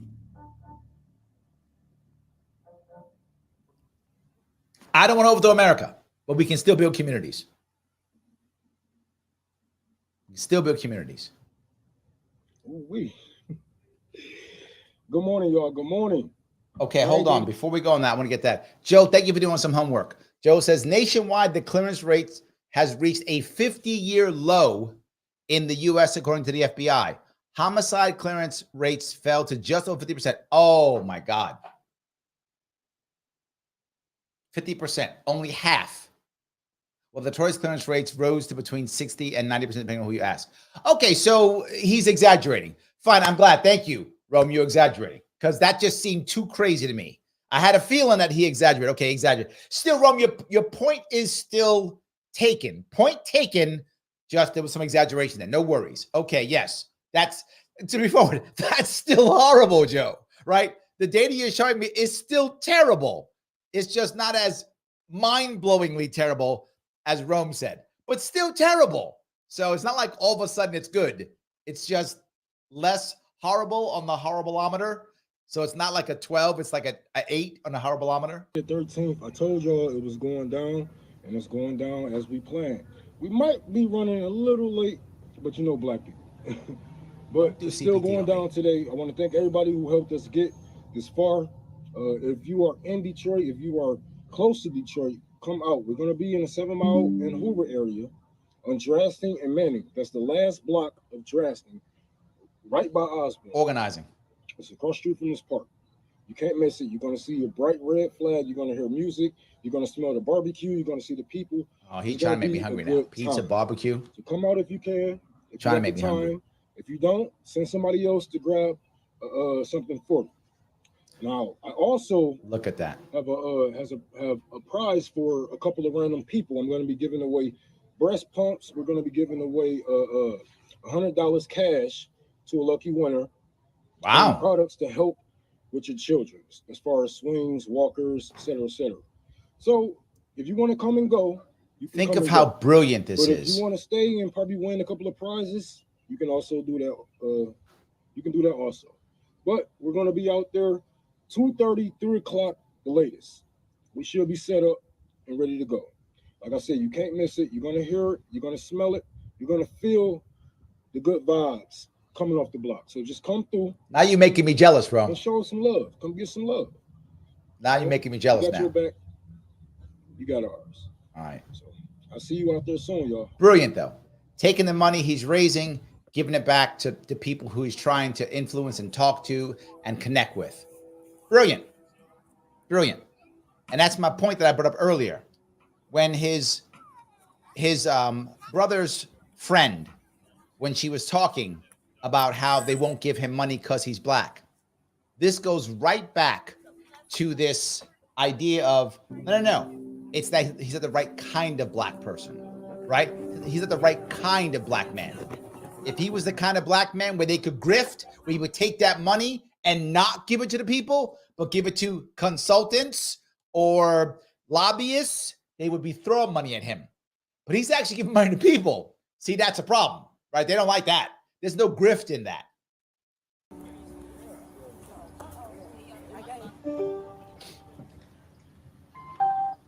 Sam asks, how's he funding his giveaways, donations, so money? Both, mostly donations. He does a lot of fundraising. So yes, mostly donations. I don't know why it's not working.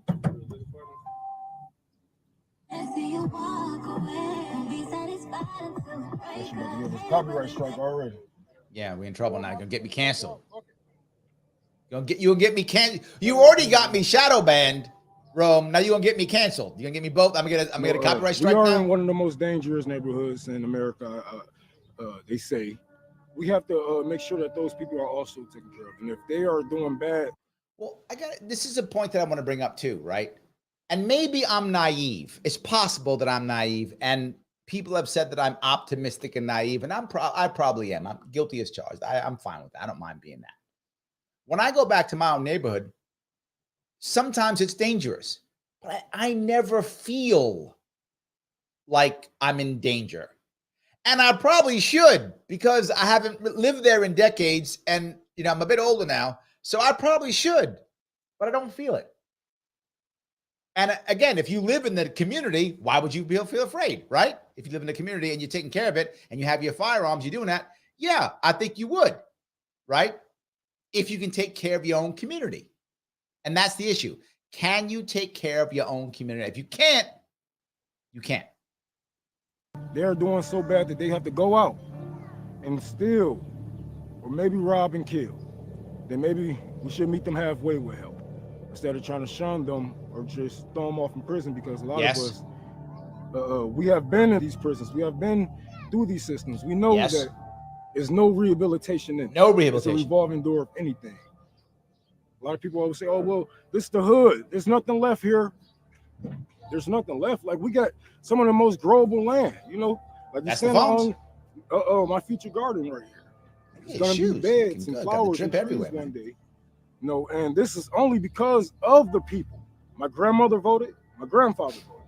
Yep. My mother voted. My sisters, my brothers. What? How many votes y'all going to fucking do until y'all realize it's not tallying up? I cannot stress what he just said enough. My grandmother, grandfather voted. My father, my mother voted. My brothers voted. And what happened? Yeah. For every one of you out there who says, you know, you can't vote third party, you got to make sure you got to get Biden out of there, you got to make sure Trump doesn't win, or whatever side you're on. How long are you going to keep voting for these people till you figure out it's not working? People got mad at me when I was like, got to vote third party no matter what. You have to vote third party. You got to vote Libertarian. If you don't vote Libertarian, vote Cornel West. I don't care. Vote third party no matter what. But I was back in a forward party last year, just vote, but they didn't run anybody in this case, but I was vote third party, right? Vote. I'm going to actually be at this Saturday. I'm going to be at the New York State Fair, and I'm going to be at Diane Sayers' booth. She's running independent, third party. I'm practicing what I preach. I am backing anyone who's third party, right? I was on Dan Abrams Live on News Nation. I was one of their guests in the panel roundtable 2 weeks ago. And they're hammering Dr. Cornel West because he owes supposedly $500,000 in taxes. And I said, I don't care. He's third party. He's better than this duopoly who've been trashing our nation for decades, destroying our country for decades. I'll take him in a heartbeat. I said, the government owes $32 trillion. He only owes $500,000. He's good to go. He's fine with them. I don't care. Good. Now, the point is the Libertarian going to win next year? I hope he will or she will. I hope they do. Probably not. Is Dr. Cornel West going to win next year? I hope if Libertarian can, I hope he does. Odds are he's not going to either. Odds are neither of them are going to win. Odds are it's going to be, Republican or Democrat, right? That's what it's probably going to be. I get it. I'm not fooling myself. But if enough people vote, it scares them. What the duopoly respects is one thing: power. That's it.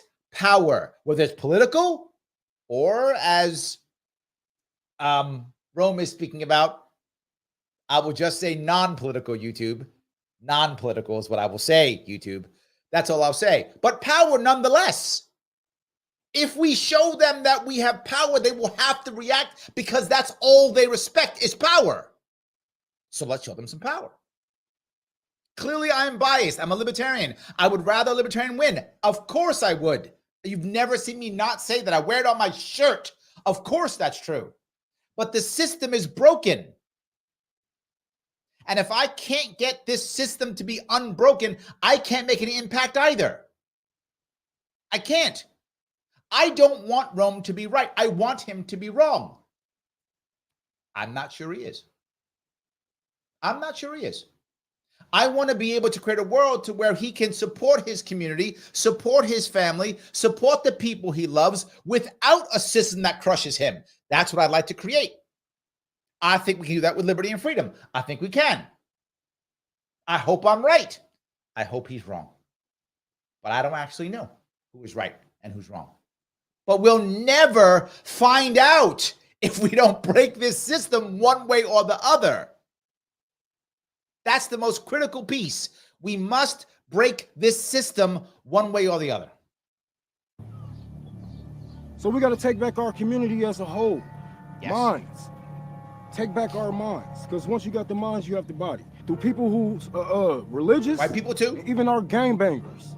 Right. So when I say death to America, I really mean death to America. I really mean death to racism. I really mean death to imperialism. You know, death to capitalism, death to everything that brought us here, that pushed us here and pushed us apart. Everything that they said that you are afraid of communism has happened already. How many houses do you have to lose to realize that this shit ain't working? He's not wrong, right? And again, I'm not a communist. I'm just saying he's not wrong. The system's not working.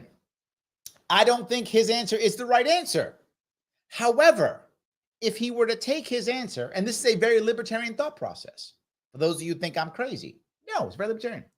If he were to take his answer and to create his own commune in his own community under a communist banner, that is libertarian, as long as it's voluntary. It is. The Amish have a similar, it's not the same, but a similar model, not the same, but similar. To a certain extent, so do certain Hasidic Jewish communities here in Brooklyn and in upstate New York and Rockland County. To a similar, again, not the same, but similar. They have similar situations. Mennonites, a little bit, right? In the same area, kind of. I have no problem with any of that.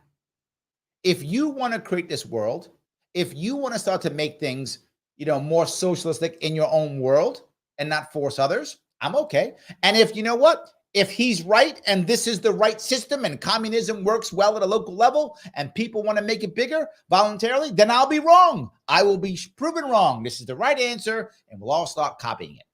I don't think that's true.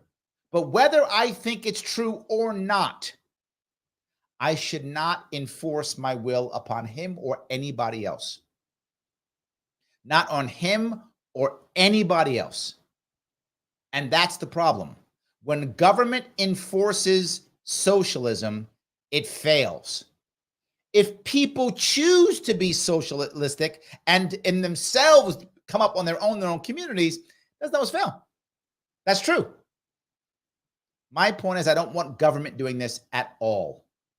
Right? I don't want that at all. Sam goes on to say, wasn't it all the socialism and collectivism that led Detroit to where it is? I can think about less free market city industry. Yes, it was government imposed and union imposed. And the problem is the unions became part of the government. They weren't actually free unions. I think you're right. Right? I think you're right. That did happen that way. That's government imposed. And that's what I don't want. You're right, Sam. It should not be government imposed. Not at all. Rex says, only time will tell if things work out or not too. Agreed. Yes. Agreed.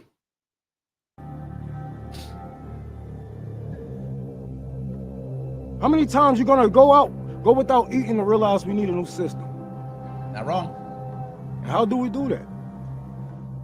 You get your hands dirty. Some people Localize. get their hands dirty. Yes. Some people get their hands bloody. But let's go dirty. Something has to change. Okay, see, we agree. He says some people get their hands dirty, some people get their hands bloody. I'm gonna go with dirty. I'm gonna go with dirty. That's what I'm gonna go. And I'm gonna hope I can do the dirty part fast enough that we don't have to worry about the bloody part. That's where I'm gonna go. It has to happen.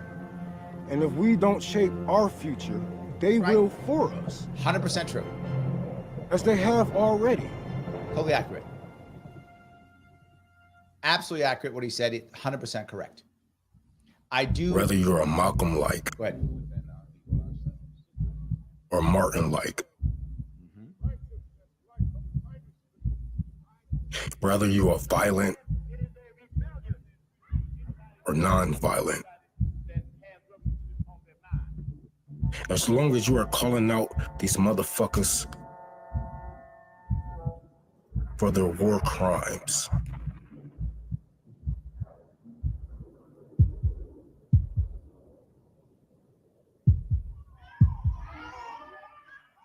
As long as you are calling out the government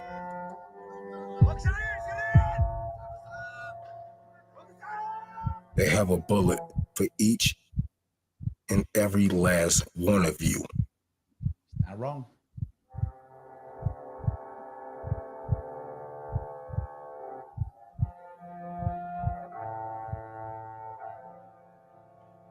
My goal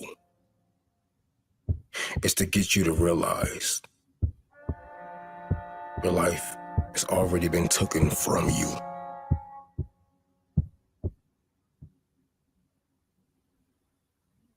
My mission is to get you to fight.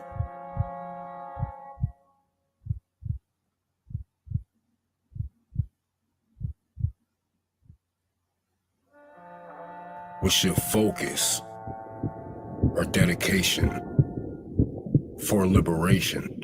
Yes. For all creations.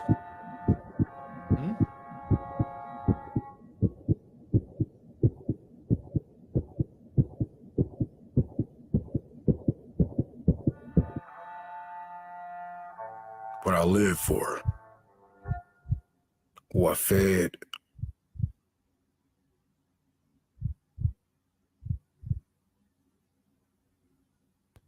and who I died for,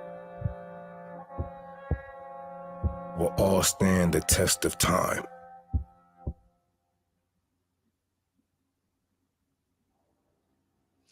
For those of you listening, 4 months after he returned to Detroit, Rome officially registered his communist militia as a political party known as the CARE Party and released his manifesto online. Rome continues to do community activism. He recently raised enough funds to convert an abandoned building into a public library, rebuilding his community garden, which was destroyed by unknown assailants, and has been building benches all over Detroit. He still wants to overthrow the government. He's more libertarian than you would know. He absolutely is. So, yes. So, let me grab this real fast if I could. And hold on here. I will wrap this up for us. And end that. There we go. So, guys, I hope you enjoyed that. One of the reasons why I did this, and I showed you this, there's several reasons I should say, but one of them is I know most of this audience is libertarian. I'm aware of that. Most of the audience is libertarian. Not all of it, but most of this audience is libertarian. About 50% is self-identified libertarian. I know this already. About 30%, give or take, 25% is right-leaning, and about 15%, 10%, 20% maybe is left-leaning, and the rest is just people who met me someplace and like me, which is fine. But I wanted you to see that there is actually hope for all of us. There are people who are upset, who want change, who want to make things better. And if we can get on board with this, we can. Absolutely. We can. But not just that. We have a lot more in common than you think. I know many of you are libertarian were like, half the stuff he said was libertarian. I know. Yes. And libertarians often go, the left is terrible. The left is terrible. Is he terrible? I didn't see that. Now, is he a Democrat? No. And too many of us think that the left, well, it's Democrats. No, Democrats are corporatists. Republicans are corporatists, right? They're not left or right. Conservatives are actually conservative, and leftists are actually leftists. Democrats, Republicans are all corporatists. So we often look at Democrats and go, oh, there's the left. No, it isn't. That's the left. Real left, if that makes any sense, right? That piece really does matter. So let me grab a couple here. Mad Scientist Mike says, Rome is an excellent comrade of working class hero everyone can look up to. He says he does mutual aid drives for the nations and to fund his work. Yes, actually, I've given to a couple of his drives also. I have. Well, I don't know if it's his, but I've given to Revolutionary Blackout Network. I don't know if that's actually his drive or not, but I have given in the past. Yes, absolutely. So yes. Joe's teasing, he goes, not gonna lie, most terrible communist ever.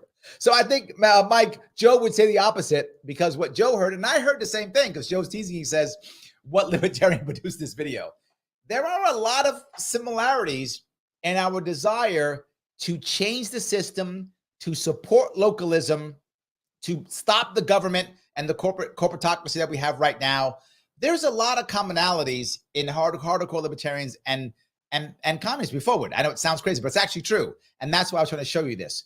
There are some allegiances that we can make. It really can happen. Patty says we all need more light in our lives. 100% yes, Patty. What a great way. Yes, thank you so much. Guys, I want you to please do me a small favor. If you like this, remember, by the way, I did use this with permission. I asked for permission. I did use it. If you want to watch this on your own without my super cool commentary, you can watch it on the Revolutionary Blackout YouTube page. The link is there in both YouTube and Facebook. If you haven't clicked the like button already, please click it. You know this is going to get demonetized. You know it is. You know it's going to get shadow banned. So please, at least do me a favor. Click that like button. If you're watching on Twitter, please retweet this. It really does matter.